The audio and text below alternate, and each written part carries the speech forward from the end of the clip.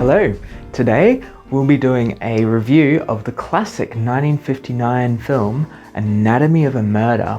If you're more interested in a more in-depth film review, then check out my analysis video that I'll be making very soon. Just subscribe and hit the bell button to be notified of future videos coming out. This will help support my channel and help get new videos made. In my in-depth review, I will be getting to the depths of this film's storytelling technique and impact on cinema. Anatomy of a Murder is a courtroom drama.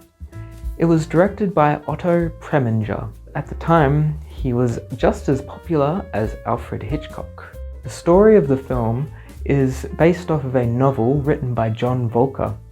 He wrote it under the name of Robert Traver. He was a Supreme Court Justice, and this story is based off of a real-life case that he took on. The film stars James Stewart as Paul Beagler, an unorthodox lawyer who takes on a murder case and is tasked with defending a murderer. The murderer, however, isn't perceived as a terrible person. His motive is influenced by the fact that his victim was accused of raping his wife. Ben Gazzara plays Lieutenant Menyon. You might have recognized him in other films later on, such as The Big Lebowski. Lee Remick plays his wife. You may have seen her in the original Omen movie. Joseph Welch plays the judge, and before this film, he wasn't an actor. He was a lawyer who was an American hero at the time because he had just come off a huge political case. His casting would serve as great publicity for the film. Welch plays the role with a calmness and likability. This helps cast a positive light on the justice system as a whole. This is something that the film does quite often. The film also stars George C. Scott, and here his performance is so different compared to his over-the-top comical role in Dr. Strangelove. It just goes to show his brilliant range. Dr. Strangelove being his most well-known performance. Here, he is more calm and focused, and as with the rest of the cast, avoids the melodramatic. James Stewart's performance here is my absolute favourite in the whole film, and it comes as no surprise, as he is my absolute favourite actor of all time, and perhaps this role is his greatest role he's ever done. He plays the role with a level of naturalism I haven't seen him do before. You may recognise him from It's a Wonderful Life, his most popular film, one of the only older films of that time to still remain in the mainstream today. Anatomy of a Murder contains a lot of challenging themes for Hollywood cinema of 1959, and even to this day. It features themes and language forbidden by the Hollywood censorship code at the time. Words like rape, seduce, panties, and many other words that I can't say here. The film questions certain morals around the defense of a murderer who isn't depicted as a terrible person, nor a great one either. The same goes with the rest of the characters who are presented to us more objectively, putting us into the position of the jury.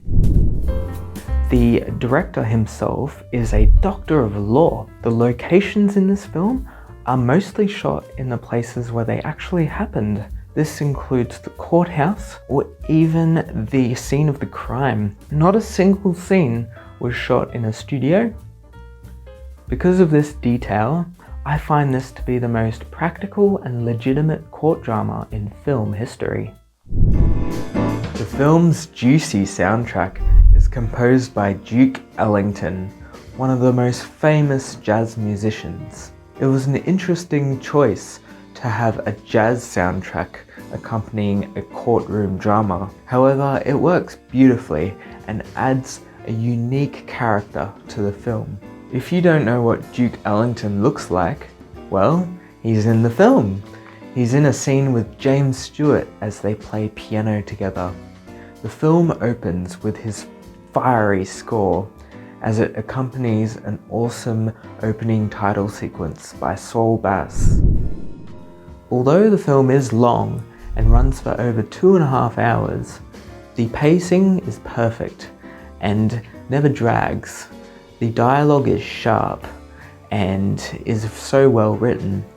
And although the film is dialogue heavy, it still keeps our attention by being light-hearted and fun when it needs to be, without interrupting the dramatic tension of the film. Overall, this film is fantastic.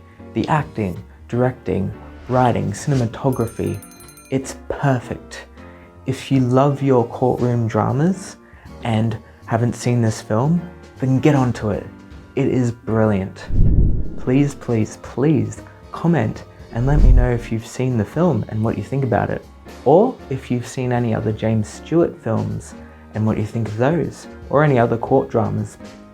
Don't forget to like and subscribe to this channel to support the channel and support more videos being made.